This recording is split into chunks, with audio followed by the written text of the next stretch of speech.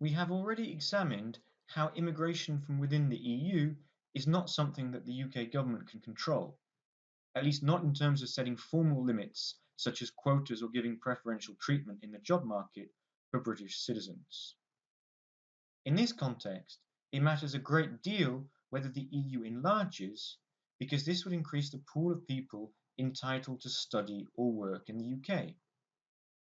The precedent here is the 2004 enlargement, in which 10 Central and Eastern European countries joined the EU, leading to an unexpected surge in migration to the UK.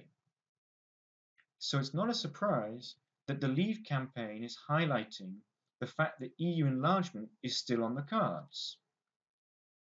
Here is an image taken from the leaflet circulated by the Electoral Commission that every UK household should receive. Just to be clear, this information is not from the Electoral Commission itself, which is an independent, neutral body. They are just presenting key messages from both official campaigns. Let's analyse the claims here made by the Leave camp.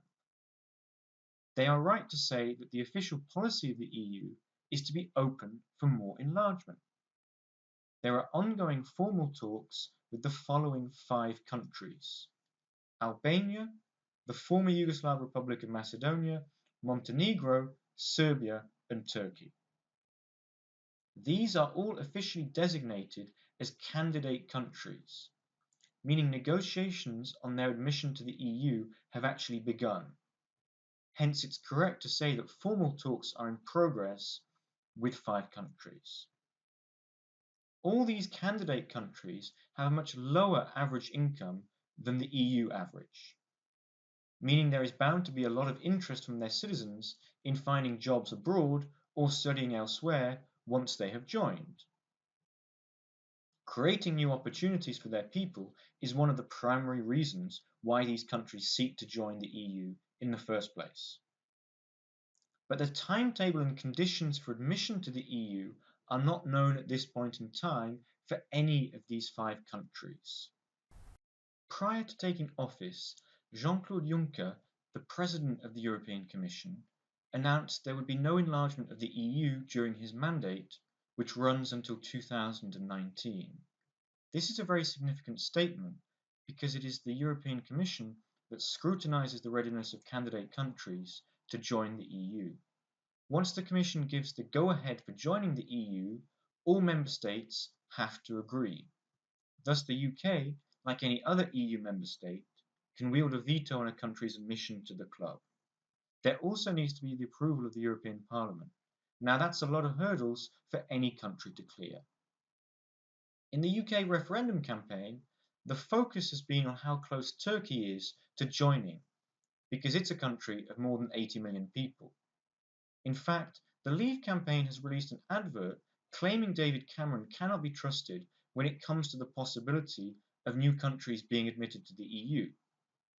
Their point is that he is saying to British voters now that Turkey isn't going to join anytime soon, and yet he has been advocating Turkish membership of the EU for some time. David Cameron cannot be trusted on Turkey. If your vote in this referendum is being influenced by considerations about Turkish membership of the EU, don't think about it. It's not remotely on the cards, it's not an issue in this referendum, and it shouldn't be.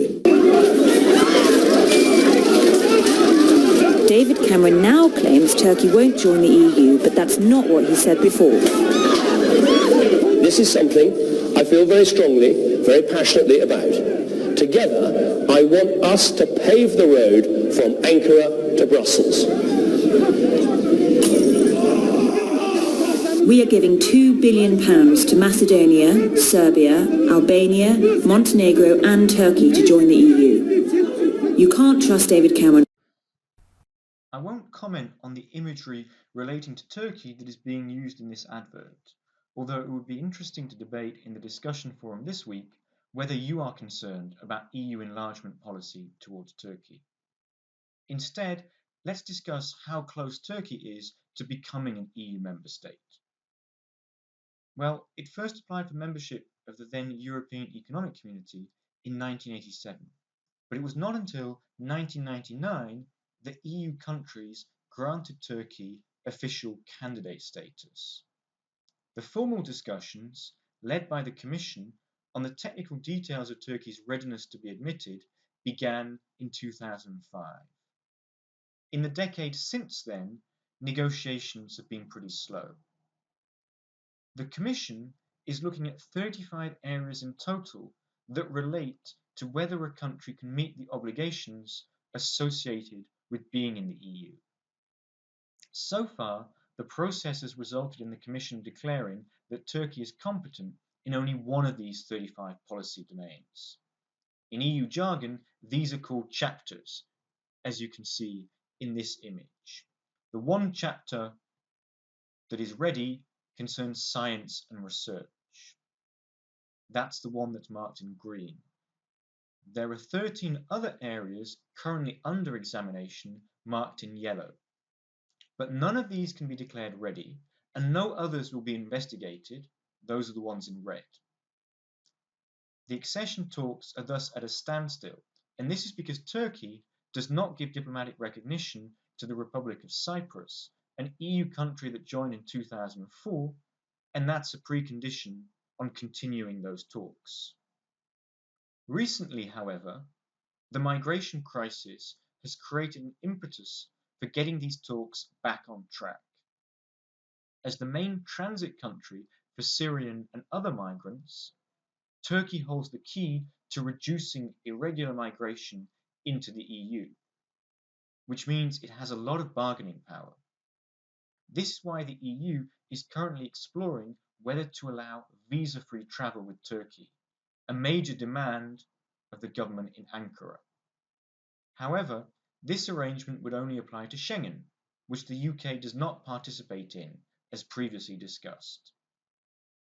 Also, visa-free travel is completely separate to any agreement on Turkish entry into the EU. In fact, granting an important concession right now could be a way to delay the decision even further into the future.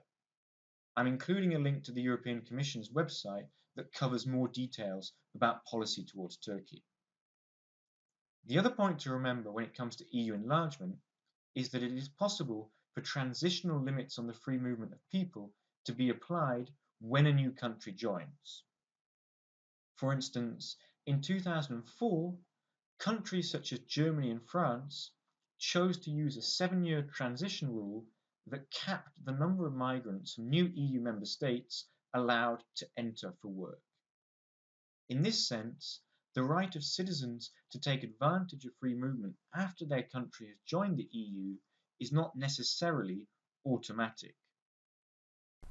The British government of Tony Blair opted not to apply the transitional quota system back in 2004, which helps explain why the UK became a favoured destination for EU migration. For the next EU enlargement round, I think we can expect member states will try to negotiate for transitional measures on the right to work. Hence, the timetable for EU admission and full labour mobility for current candidate countries could be a long way off.